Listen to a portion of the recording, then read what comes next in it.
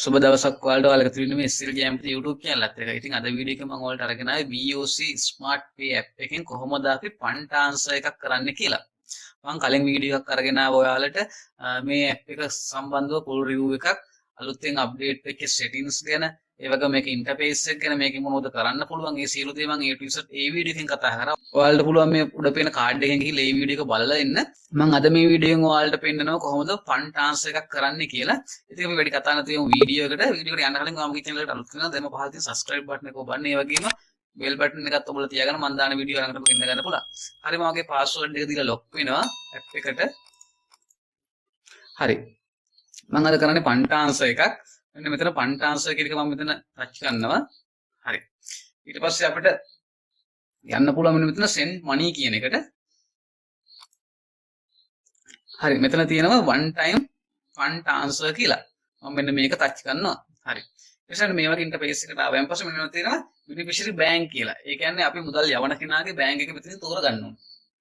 ඉතින් මම මෙතන arrow key එකක් තියෙනවා ඒක ක්ලික් කරනවා. හරි. ඊට පස්සේ පහළට යනවා. මම සම්පත් බැංකුවට තමයි යවන්නේ. මම මෙතන සම්පත් බැංකුව තෝරලා දෙනවා. හරි. මෙතන තියෙන පහළම සම්පත් බැංකුව මම ඒක ටච් කරනවා. හරි. ඊට පස්සේ මෙතන දෙන්න ඕනේ beneficiary name එක. ඉතින් ඔයා සල්ලි යවන කෙනාගේ නම තමයි මෙතන ටයිප් කරන්න ඕන. මම දෙනවා නම.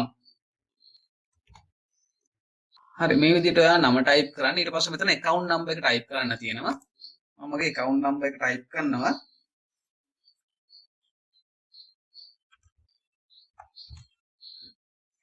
ඔයාලා account number ටයිප් කරලා දෙපාරක් මේක බලන්න හරිද කියලා. මොකද වරදින්න පුළුවන්.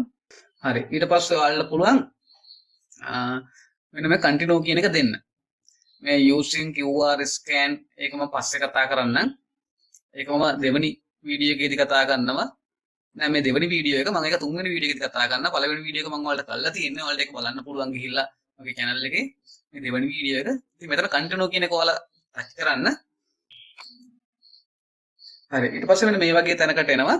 මෙතනින් ඔයාලගේ select your instrument. ඒ කියන්නේ ඔයාලා මෙතන ඔයාලගේ bank account එක තමයි මෙතන තෝරලා දෙන්න ඕන. ඉතින් මෙතන bank account එක add වෙලා නැත්නම් මෙතෙන්ට එනවා ඔයාලට fill කරන්න විස්තර ටිකක්. ඒ කියන්නේ ඔයාගේ bank account එක, ඔයාගේ නම ඒ ටික දුන්නයින් පස්සේ ඔයාට එනවා ඔයාගේ phone එකට. මේක register වෙලා ඉන්න phone number එකට පොඩි code එකක්, request code එකක්. ඒ request code එක දුන්නායින් පස්සේ ඔයාට මෙන්න මේ වගේ ඔයාගේ account number එකට nickname එකක් දීලා හදාගන්න පුළුවන් මෙන්න මේ වගේ instrument එකක්. ඊට පස්සේ ඔයාට මේක දෙන්න පුළුවන්. ඉතින් ඔයාට තව account එකක් තියෙනවා නම් ඒක add කරගන්නත් පුළුවන්. ඉතින් මම මේක දැන් add කරලා තියෙන්නේ. ඒක නිසා මම මේක click කරනවා. ඊට පස්සේ මෙතෙන්ට දෙන්න පුළුවන් අපේ amount එක කීයක් මුදල් යවනවද කියලා. මම මෙතෙන්ට දෙනවා රුපියල් 1000ක්. හරි. රුපියල් 1000ක් දුන්නා. දීලි වලලා මෙතන ඔයාලා දාලා තියෙනවා. daily limit එක 1,99,800යි. ඊට පස්සේ per transaction limit එක රුපියල් 50000යි. ඉතින් මෙතනදී අහනවා inform beneficiary via SMS කියලා. මේකට ටික් එකක් දැම්මොත් එහෙම අපේ සල්ලි ලබන කෙනාටත් SMS එකක් යනවා. මම මෙන්න මේකට ටික් එක දානවා. හරි. දාලා මෙතන phone number එක දෙන්න ඕන. අපි සල්ලි යවන කෙනාගේ. දැන් මමනේ සල්ලි යවන්නේ. සල්ලි ලබන කෙනාගේ phone number එක තමයි මෙතෙන්ට දෙන්න ඕන. ඒක පැහැදිලි කරගන්න. මොකද දැන් මමනේ සල්ලි යවන්නේ. සල්ලි ලබන කෙනාගේ phone number එක තමයි මෙතෙන්ට දෙන්න ඕන. ඉතින් මම දෙනවා සල්ලි ලබන කෙනාගේ phone number එක. ඊට පස්සේ ඔයාලා මෙතන රීමාර්ක් කියලා තියෙනවා. මෙතෙන්ට දානවන මොකක් හරි මේකේ සල්ලි යවන හේතුව. ඉතින් මම මේකට දානවා phone bill කියලා. හරි phone bill කියලා දැම්මා. දාලා මම මේක මෙතනින් submit කරනවා. හරි ඊට පස්සේ මෙන්න මෙතනින් අපිට ආපහු check කරගන්න පුළුවන් මේ details හරිද කියලා. check කරගත්තායින් පස්සේ අපිට මේක මෙතනින් confirm කරන්න පුළුවන්. මම දැන් මේක මගේ details ටික ඔක්කොම හරි. ඔයාලත් බලන්න හරියට මම මේක confirm කරනවා. ඊට පස්සේ මෙතන අපේ password එක දෙන්න ඕන. මම මගේ password එක දෙනවා. හරි. දුන්නායින් පස්සේ අපිට bank එකෙන් එනවා මේකට code එකක්. අපේ phone number එකට OTP code එකක්. අපි යන්නේ ඒක මෙතන touch කරන්න ඕන. මෙතන විනාඩි 2ක් තියෙනවා. විනාඩි 2 ඇතුළත උන අපි මේක touch කරන්න. ඔයාලට පුළුවන් මේක ටක් ගාලා ෆෝන් එකේ පල්ලෙහාට ගිහිල්ලා කොපි කරලා ඉවර වෙලා අරගෙන එන්න. ඉතින් මම මේක ටයිප් කරනවා මෙතන.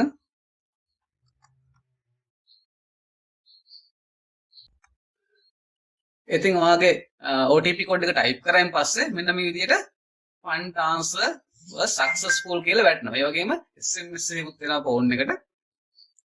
ඔයාලට බලා ගන්න පුළුවන්. ඊට පස්සේ ඔයාලට මෙන්න මෙතන තියෙනවා save beneficiary කියන එක. ඉතින් මෙතන save කරලා තියාගන්න පුළුවන් අපිට ආයෙ මෙයාට මුදල් යවනවා නම් මම මෙතන save කරගන්නවා. ඊට පස්සේ nickname එකක් දෙන්නත් පුළුවන් මෙතෙන්ට. ඉතින් මම මෙතෙන්ට දෙනවා nickname එකක්. හරි ඔන්න විදිහට ඔයාලට සල්ලි ලබන කෙනාගේ මම ටයිප් කරලා මේ account එක තියාගන්න පුළුවන් අපේ app එක ඇතුළෙම. ඊට පස්සේ මෙතන save beneficiary කියන එක දෙනවා. හරි beneficiary saved කියලා successful කියලා වැටුණා මේක okay කරනවා. හරි. දැන් ඔයාලට ආපහු සල්ලි transfer එකක් කරන්න ඕන නම් කෙලින්ම මෙතෙන්ට ගිහින් ඉවර වෙලා ආපහු සල්ලි transfer කරන්න පුළුවන් මේ විදිහට. ඉතින් මෙතනදී පැහැදිලි කරන්න ඕන දෙයක් තියෙනවා. මම ආපහු යනවා මේ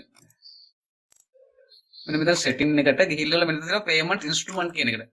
මෙන්න මේක හදාගන්න හැටි මට පෙන්වන්න බැරි වුණා. මේක ඉතින් ඔයාලට කරන්න දෙයක් නැහැ. අර app එකේ යන විදිහටම කරන්න තියෙන මම ඒක පැහැදිලි කරලා කිව්වා. ඔයාලට ඒක කරගන්න විදිය. මම ඊළඟ වීඩියෝ එකෙන් වෙන account එකකින් මේකේ add කරන්න හැටිත් මම ඔයාලට පෙන්වන්නම්. හරි මම දැන් ඔයාලට පෙන්වන්න මේකෙන් කොහොමද QR code එකක් හදාගන්නේ කියලා.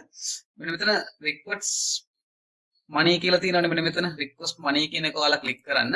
click කරායින් පස්සේ මෙතන තියෙනවා අපේ account එක තෝරලා දෙන්න. ඔතන අපේ account එක තෝරලා දුන්නා. ඊට පස්සේ amount එක දෙන්න ඕන. අපේ amount එක දෙන්න ඕන. මම දෙනවා මෙතන 500යි කියලා. හරි. ඊළඟ මෙතන next generate QR කියන එක දෙන්න ඕනේ. එතකොට අපිට QR code එකක් create වෙනවා. ඊට පස්සේ අපිට පුළුවන් ඒ QR code එක කාට හරි send කරන්න. WhatsApp කරා ක්‍රමයක් කරා යවන්න පුළුවන්. හරිද? මම දැන් මේක මෙතනින් create කරගන්නවා මෙන්න මේ විදිහට.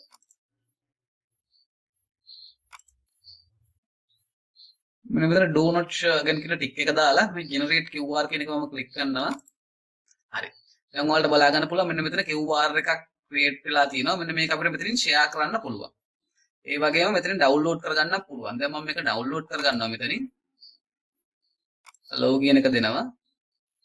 close කියන එක දෙනවා. දීලා always කියන එක දෙනවා. හරි. දැන් අපේ QR එක download වෙලා තියෙනවා. හරි. ඊට පස්සේ මෙතනින් අපිට share කරන්න පුළුවන් මේ QR එක.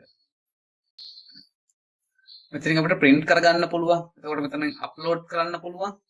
ඔය වගේ තියෙනවා. ඉතින් ඔයාලට ඒක ඉතින් share කරගන්න පුළුවන්. හරි. ඔයාලට පැහැදිලි ඇති කියලා හිතනවා මේ ටික.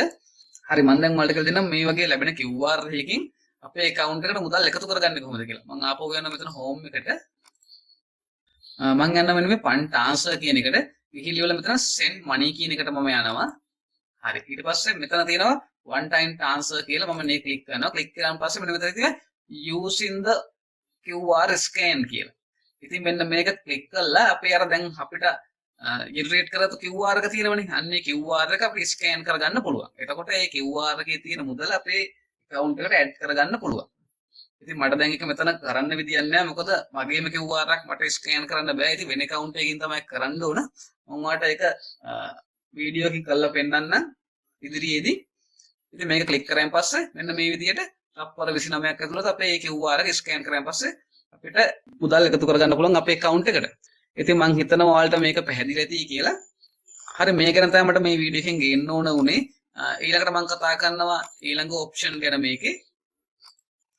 කොහොමද බිල් එකක් ගෙවන්නේ? ඒ වගේම QR payment එකක් කරන්නේ shop එකක තියෙන.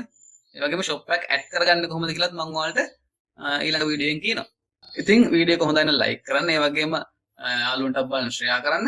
තාම subscribe කරලා නැත්නම් දැන්ම subscribe කරලා එකතු වෙන්න. අපි ඊළඟ වීඩියෝ එකෙන් හමු වෙමු.